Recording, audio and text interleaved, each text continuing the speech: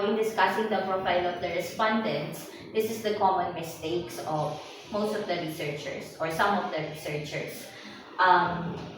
We try to integrate, even if we are only discussing the profile of the respondents, and in the table, what is evident is just the profile of the respondents.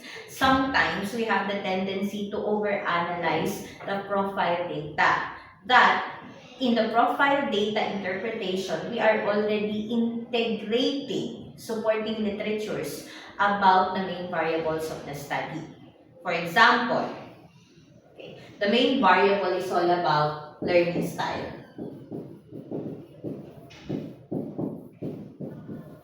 Okay. Now, in the profile findings earlier, we said that most of the respondents are female.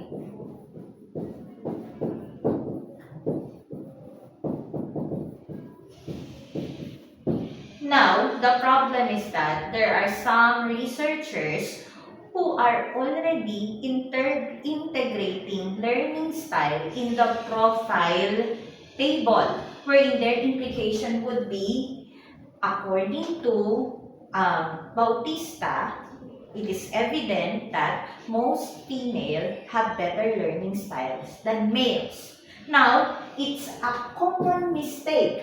Why? Because that is not part of the findings of the study. You will not be able to see anything in the table of the findings of the profile of the respondents about the idea that females are better in terms of their learning styles. In my experience, a lot of college students are prone to that mistake, that they are too lured out by the main variable of the study, that they are thinking that the main variable has to be integrated already in the profile table. So we have to be careful about that.